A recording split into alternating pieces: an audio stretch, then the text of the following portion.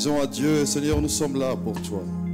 Nous voulons ne pas retourner de la même manière, mais recevoir de toi ta pensée, ta parole. Seigneur, nous sommes là ce matin pour toi. Nous demandons que tu nous parles. S'il te plaît, sème quelque chose dans nos cœurs. Permets que chacun de nous puisse recevoir de toi une parole particulière, oh Dieu. Je demande que ton esprit règne au milieu de nous. Je demande que ta grâce nous soit donnée, qu'elle me soit donnée. Je demande la sagesse, l'intelligence de dire les choses de la bonne manière. Je demande que tu me donnes des mots qu'il faut. S'il te plaît, c'est toi l'auteur de ta parole. C'est toi qui envoies ta parole pour nous faire du bien. Envoie, s'il te plaît, ta parole ce matin. Je demande que ton esprit soit en mouvement pendant ces moments. Je demande qu'un cœur soit touché alors que nous allons, Seigneur, écouter ta pensée. Que cela pénètre en nos cœurs et que cela puisse guérir quelqu'un et que cela puisse relever quelqu'un, oh Dieu. Que cela puisse instruire quelqu'un. Que cela puisse fortifier quelqu'un. S'il te plaît, règne en maître pendant ce moment. Règne en Seigneur et que tout soit pour toi. Merci pour toutes choses. Dans le nom de Jésus. Amen. Est-ce que nous pouvons nous acclamer notre Dieu pour sa fidélité, pour sa bonté, son amour pour nous. Il est merveilleux, il est bon pour nous. Merci, groupe musical. Voilà, je nous salue dans le nom précieux de notre Seigneur Jésus-Christ. Je salue ceux qui nous suivent en ligne et qui sont chez eux à la maison. Soyez bénis dans le nom de Jésus. Voilà, donc on va rapidement aller dans ce que le Seigneur va nous proposer comme méditation, comme parole de ce matin. Vous savez, nous commençons un mois nouveau, avec un thème nouveau.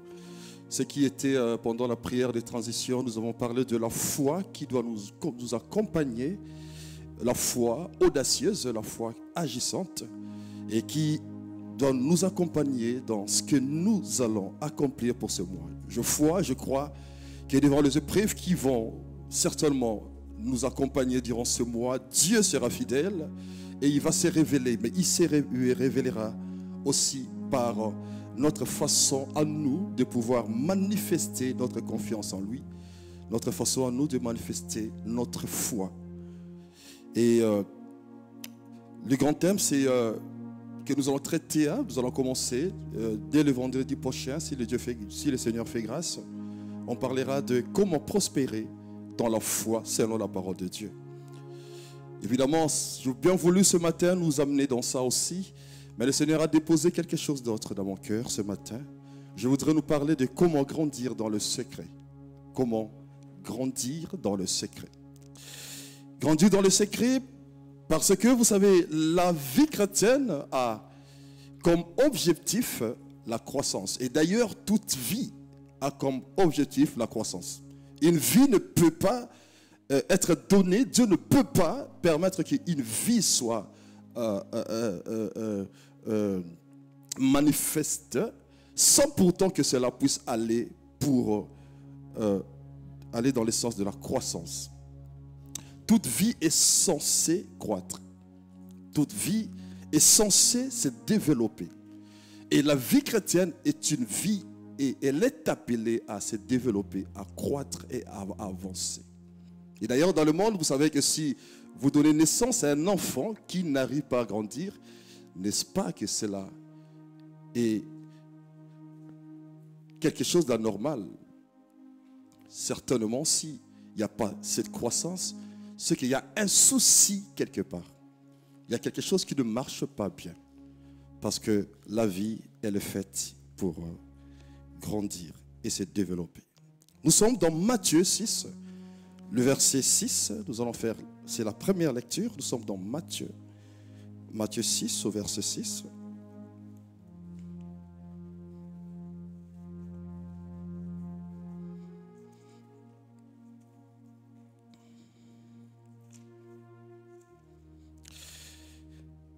La Bible nous dit ceci. Mais quand tu pries,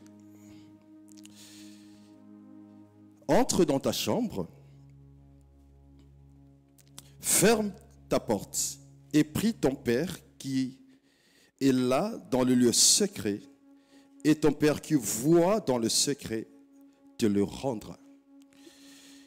Mais quand tu pries,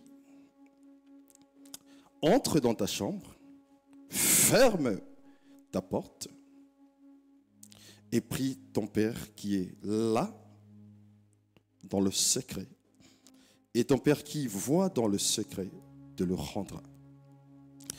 On va faire une seconde lecture. Nous sommes dans Jean, chapitre 15, le verset 16.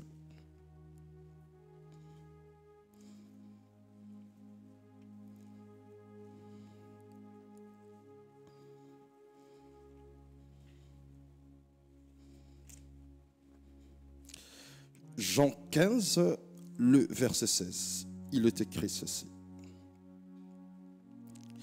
Ce n'est pas vous qui m'avez choisi. C'est le Seigneur qui nous parle. Mais moi, je vous ai choisi et je vous ai établi afin que vous alliez et que vous portiez du fruit et que votre fruit demeure, afin que ce que vous demanderez au Père en mon nom, il vous le donne. Ce n'est pas moi, ce n'est pas vous qui m'avez choisi, mais moi. Je vous ai établi. Dieu nous a établis afin que vous alliez et que vous portiez du fruit et que votre fruit demeure, afin que ce que vous demanderez au Père en mon nom, il vous le donne. Dieu veut qu'on puisse porter du fruit. Un fruit qui demeure parce qu'il veut que notre vie puisse produire quelque chose. Il veut que lorsqu'on regarde notre vie chrétienne, qu'on puisse voir le fruit qui sort de cette vie. Vous savez, un arbre ne peut donner de fruits que lorsque celui-ci atteint une certaine maturité. Et il est important pour Dieu que chacun de nous puisse arriver à un âge de maturité pour produire du fruit, un fruit qui sera aperçu et apprécié. Et par ce fruit, on peut voir que la maturité se manifeste dans notre vie. La croissance se manifeste dans notre vie. Il veut qu'on puisse se développer, avancer. Mais cependant, il veut aussi que cet développement, cette croissance, qu'elle soit une croissance secrète d'abord. Dans le principe divin, toute croissance est d'abord secrète. Nous, on a tendance à montrer combien nous pouvons être assez grands dans ce que nous faisons ou manifester une certaine valeur pour que les hommes puissent nous apprécier peut-être, ainsi de suite. Mais Dieu, lui, il est plutôt d'abord dans ce qui est secret. Et voilà pourquoi ce qu'il dit dans Matthieu 6, au verset 6, que quand tu pries, entre d'abord dans ta chambre. Et c'est dans ce lieu secret que tu rencontreras ton Père. C'est dans le lieu secret que Dieu vient nous rencontrer. C'est dans le lieu secret qu'il vient faire des choses pour produire une transformation, une croissance véritable. Je disais tantôt que la croissance est un principe pour Dieu qui se vit d'abord dans le secret. Vous savez, par exemple, on peut regarder une plante et ne jamais comprendre comment est-ce que la plante s'est développée. Prenez quelque chose que vous allez semer quelque part. Prenez une graine, semez la graine quelque part. Et restez là en train d'observer. Ça sera impossible pour vous de voir comment cette graine va se développer. vous allez certainement constater que ça sera plus tard quelque chose qui va sortir du sol. Mais voir dans le détail comment est-ce que la graine a pu se développer, comment est-ce que les racines se sont formées, il est pratiquement impossible parce que ces choses se passent dans le secret. Pendant des jours, une graine peut rester dans la terre et pendant des semaines, et après on peut voir une plante sortir de cette graine, mais ne jamais savoir comment est-ce que cela se réalise. On peut voir une tige sortir, des feuilles peut-être, mais maintenant après on ne peut pas vraiment expliquer comment, avec détail et dire comment est-ce que ça s'est déroulé pour que plus tard qu'on puisse voir une plante se développer. Parce que ça s'est fait dans le secret, dans le noir. Le développement d'un enfant, un enfant qui est dans le ventre, il se développe dans le secret. C'est dans le secret que cet enfant va se développer. Dans le ventre de sa mère, l'enfant va se développer. Ça a commencé par un petit rien. Ça va commencer à prendre une certaine forme. Ça va se développer. Et plus tard, c'est un bébé qui va sortir.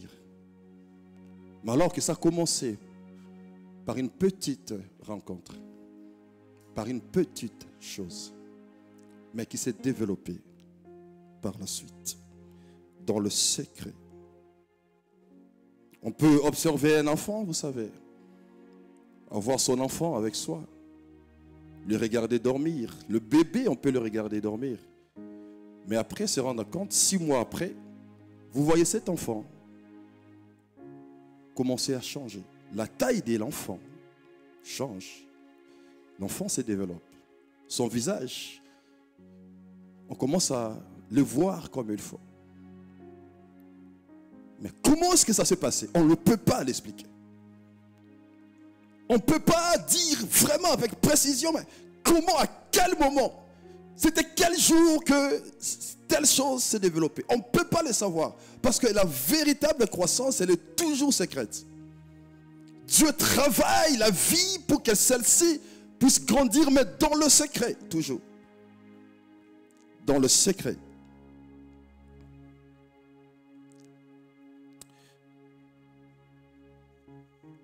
Parce que Dieu agit de cette manière. Il a voulu que toute croissance soit d'abord secrète. Tout ce qui est profond, stable, durable, commence toujours dans le secret. Tout ce qui est fort, durable, stable, c'est dans le secret que ça s'est construit. Et d'ailleurs, vous verrez un arbre, mais l'arbre est soutenu par des racines qui sont secrètes. Parce que c'est dans le secret que se trouve la force de quelque chose. Le lieu secret, c'est le lieu de la formation. C'est dans le secret que Dieu transforme une vie. C'est dans le lieu secret que Dieu donne une forme à une vie. C'est dans ce lieu secret que Dieu va faire des choses et après révéler cela au monde. Et après, on pourra voir et apprécier. Mais le travail a été fait réellement dans le secret. Dans le secret. Et c'est pareil aussi pour la marche avec Dieu, la vie spirituelle. La vie que nous avons en Jésus-Christ, que nous avons reçue lorsque nous avons donné notre vie à Christ, elle est appelée à se développer d'abord dans le secret. La vie spirituelle, la marche avec Dieu, elle est d'abord secrète avant qu'elle soit publique. C'est ce qu'on vit dans le secret qu'on doit manifester ou qu'on doit présenter aux hommes, aux autres, ou ça sera constaté par les autres. Mais d'abord, c'est dans le secret que cela doit être vécu. Si vous regardez dans la Bible, un homme comme David, Quand Dieu appelle David, David est formé dans le secret avec Dieu. C'est dans le secret que David apprend comment garder des brebis.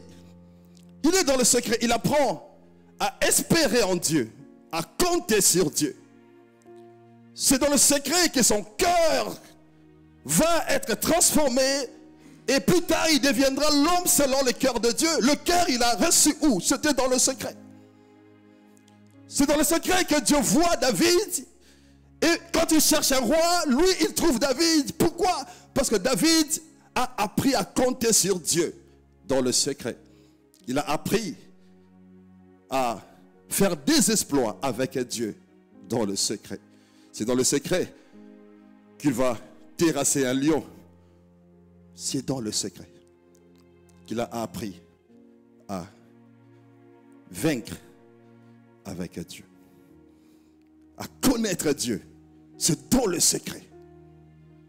Certainement que c'est dans le secret qu'il a appris à louer Dieu. Lorsque nous verrons des psaumes que David va écrire, pour avoir cette profondeur, il faut absolument que ça puisse sortir des expériences ou d'une expérience véritable avec Dieu. C'est parce qu'il vivait des expériences véritables avec Dieu, alors il peut écrire ce qu'il a écrit. Dans le secret. Et quand on va aller oindre David, on va le oindre, Dieu reconnaît en lui un bon roi. Ah, il ne regarde pas la taille, ni la forme. Mais Dieu, lui, il voit le cœur. Pourquoi? Parce que c'est quelqu'un qui a appris à vivre des choses avec Dieu. Dieu connaît David. Parce qu'il connaît ce qu'il vit avec David dans le secret. Il connaît qui est David dans le secret. Il sait le cœur de David parce qu'il a pu voir David dans le secret. Comment est-ce qu'il se comporte? Il sait qu'il peut faire confiance à David parce qu'il a vécu des choses avec David. C'est dans le secret.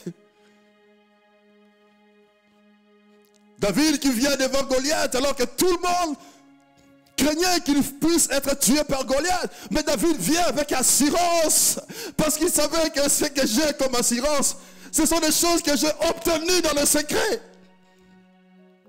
La bataille, c'est pas aujourd'hui que voilà, que ça commence dans ma vie. Non, depuis toujours dans le secret. Dans le secret. J'ai vécu déjà des combats dans le secret. Et j'ai vu la main de Dieu dans le secret. Alors il pouvait venir et dire à tout le monde, je veux tuer Goliath. Parce que il y avait une expérience secrète forte dans le secret. Tout se vit d'abord dans le secret. Il a appris à se battre dans le secret. Il a reçu l'onction dans le secret. Dans le secret. Alors que personne ne le savait. Mais lui, il était déjà oint comme roi. Dans le secret. Waouh. Alors qu'on pouvait le voir comme un homme ordinaire. Mais lui, il était quelqu'un qui avait la royauté avec lui déjà. Il marchait avec ça. Dans le secret. Alors qu'il gardait des brebis, il avait déjà l'onction de la royauté. Il avait la promesse qu'il va être un roi. C'est lui qui va diriger Israël. Mais dans le secret, il portait cela. Il pouvait marcher calmement et savoir son identité véritable dans le secret. Ce que nous sommes avec Dieu, nous devons l'obtenir normalement dans le secret d'abord. C'est dans le secret. Dans le secret. Il a grandi dans le secret. Si on regarde Joseph, Joseph qui reçoit la promesse de la grandeur, il voit dans une vision qu'il sera grand.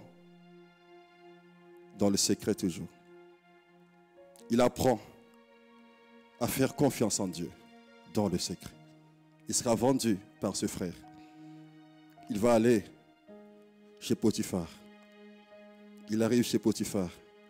Alors que cette femme voulait coucher avec lui, lui va refuser. Mais dans le secret. La femme va même dire, ben voilà, il a voulu me violer. Parce que David, quand il fouillait, il a laissé son vêtement. Il part, il laisse son vêtement. Et la femme prend son vêtement et dit, voici, il a voulu me violer. Je me suis débattu et il a laissé son vêtement. Mais Dieu savait, alors que tout le monde condamnait David, et plutôt Joseph, et qu'on pouvait même l'amener, le mettre dans la prison. Dieu savait que dans le secret, il était un homme qui craignait Dieu. Dans le secret. La crainte véritable de Dieu, on doit savoir la vivre d'abord dans le secret. Dans le secret. Quand il n'y a personne avec nous, lorsqu'on est seul dans notre chambre, alors que personne ne nous voit, personne ne nous regarde, il n'y a aucun responsable, alors qu'on est seul devant notre ordinateur, dans le secret. On est seul avec notre téléphone, dans le secret. La crainte doit être vécue déjà dans le secret, dans un lieu secret avec un Dieu. Pas de crainte qu'on manifeste devant tout le monde, une sainteté apparente qui n'est pas vraie. On ressemble à des tombeaux blanchis, mais si on gratte à l'intérieur, qu'est-ce qu'on ne trouvera pas? Qu'est-ce qu'on ne trouvera pas? On vient ici, on crie à la sainteté, on prêche la sainteté, nous chantons la sainteté et on marche comme un saint. Mais dans le secret, qui sommes-nous? Qui sommes-nous? Le vrai témoignage, c'est le témoignage que Dieu peut rendre de nous dans notre secret. La vraie crainte, c'est quelque chose qu'il faut commencer déjà à vivre dans le secret. Dans le secret. Là où personne ne sera là pour t'apprécier. Là où personne ne sera là pour t'acclamer. Là où personne ne sera là pour dire que ce frère, c'est quelqu'un qui aime Dieu. Dans le secret d'abord. Et Joseph, lui, il a appris à craindre Dieu dans le secret. Il va dire à cette femme, comment ferais-je une chose comme cela? Comment pécherais-je contre Dieu? Dans le secret, il pouvait aussi accepter la proposition de cette femme. Il pouvait aussi, il était dans la souffrance, il avait besoin de pouvoir trouver des solutions pour sa vie. Ça pouvait aussi être une opportunité, il pouvait accepter. Joseph dit non, même dans le secret, je reste fidèle à Dieu. Dans le secret. Parce que la véritable croissance, elle est secrète d'abord. Quand tu apprends à craindre Dieu dans le secret, tu pourras le craindre en public. Quand tu sais dire non à la pornographie en secret, lorsque le frère viendra te proposer des choses, tu diras non. Quand tu apprends à dire non à la sexualité dans le secret, quand viendra une tentation, tu sauras dire non. Parce que quand tu es devant ton ordinateur, tu peux être tenté. Aujourd'hui, nous avons l'Internet qui nous impose des choses, vous savez. Tu es devant ton ordinateur, tu vois une photo apparaître comme ça. Sans autorisation, sans invitation. C'est quand tu apprends à ne pas céder. C'est quand tu sais que tu ne peux pas et que tu ne dois pas, mais dans le secret d'abord. Avoir des victoires secrètes. C'est comme ça que va se construire la foi. C'est comme ça que va se construire la croissance avec Dieu. C'est comme ça que va se construire la maturité avec Dieu. C'est comme ça que va se construire une vie chrétienne forte. Parce que Dieu nous a enseigné des choses et on a expérimenté des choses dans le secret. Il apprend Joseph à interpréter des songes dans le secret. D'abord, il était dans la prison. Les deux personnes qui étaient avec lui vont faire chacun un songe particulier. Joseph, lui, il donne l'interprétation. Et plus tard, quand Pharaon fera un songe aussi. On va appeler Joseph pour qu'il puisse aider à l'interprétation de ces songes. Il a appris à travailler les dons qu'il avait dans le secret et à les développer. Il découvre les dons qu'il a reçus de la part de Dieu et il les travaille dans le secret. Et les jours où Dieu l'a exposé, il pouvait être aussi efficace. Pourquoi? Parce qu'il a su travailler les dons dans le secret. Dans le secret. La croissance, les dons que nous avons reçus, la grâce que Dieu nous a donnée. Il faut apprendre à la travailler, cette grâce dans le secret. Apprends à manifester les dons que tu as reçus, les talents que Dieu t'a donnés. Ce que tu as reçu comme grâce, d'abord dans le secret. D'abord. Travaille secrètement. Laisse Dieu travailler avec toi dans le secret. Laisse Dieu t'apprendre des choses dans le secret. Apprends à faire des erreurs, oui, dans le secret, oui. Apprends à faire des erreurs avec Dieu, mais dans le secret.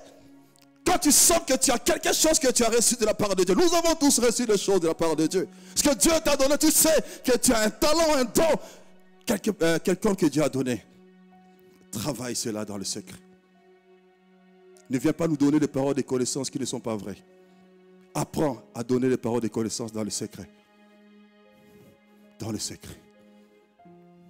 On avait une sœur, on priait avec à l'intercession. Et quand elle priait, elle recevait des messages. Et quand on finissait la réunion, elle partait voir la personne. Tu sais, Dieu m'a dit ça. Peut-être que réellement, la chose peut être vraie. Est-ce que ça correspond à ton problème? C'est ce qu'elle faisait chaque fois. Et chaque fois, ça bénissait de vie. Ça bénissait de vie. Ça bénissait de vie.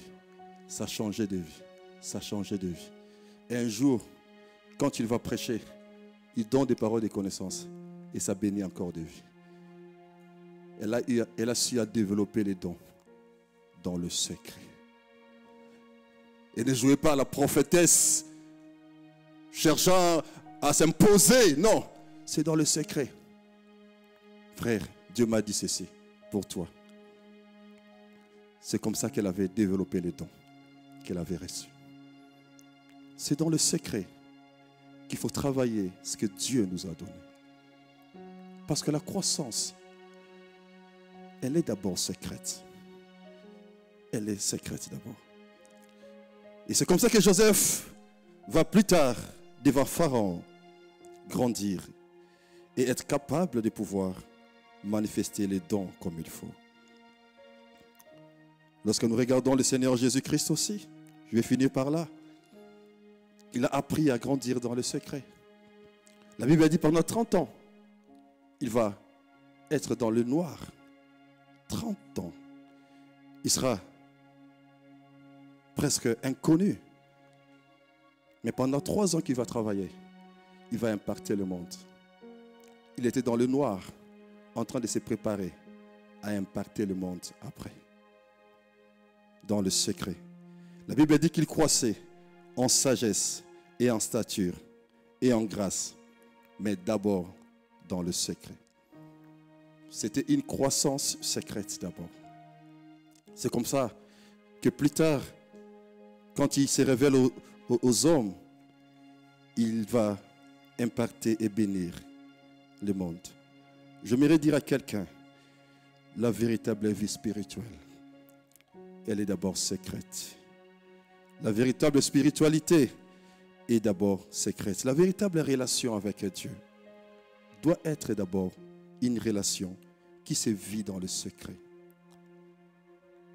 La véritable connaissance de Dieu, elle doit être d'abord secrète. C'est-à-dire quoi? C'est-à-dire que on apprend à connaître Dieu déjà dans l'intimité personnelle avec lui. On est ici pour vivre la relation avec Dieu. Nous venons pour que cette relation puisse s'accroître et se développer. Parce qu'on a connu Dieu dans le secret. Et voilà pourquoi on peut venir ensemble faire un culte, et le célébrer. Parce que déjà dans le secret, on a eu à les rencontrer réellement, à les connaître. On a ouvert notre cœur à Dieu.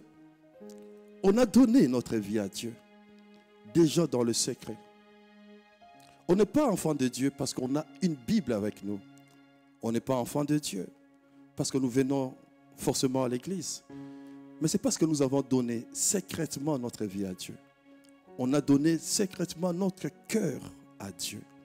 Et ainsi, on peut le célébrer et développer réellement une intimité véritable avec lui. La vie de prière, elle doit être une vie de prière d'abord secrète. Secrète. C'est en secret, dans le secret, qu'on apprend à prier de la bonne manière. C'est dans le secret qu'on apprend à demeurer longtemps dans la présence de Dieu.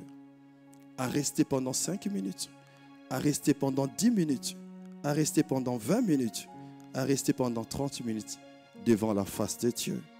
Et ainsi, on peut développer une vie de prière véritable.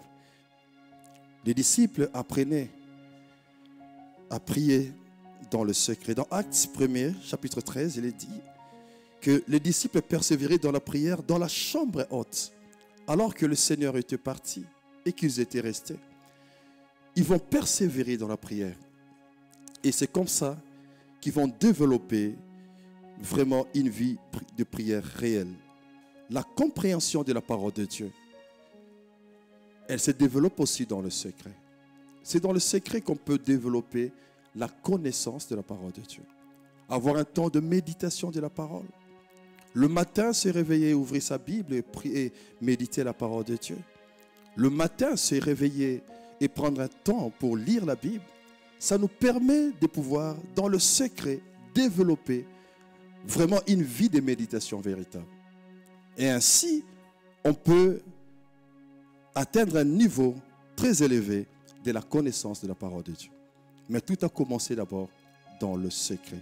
Et tout doit commencer et se développer d'abord dans le secret. J'aimerais simplement nous exhorter ce matin à être des hommes et des femmes qui, dans le secret, laissons Dieu travailler en nous. Qui, dans le secret,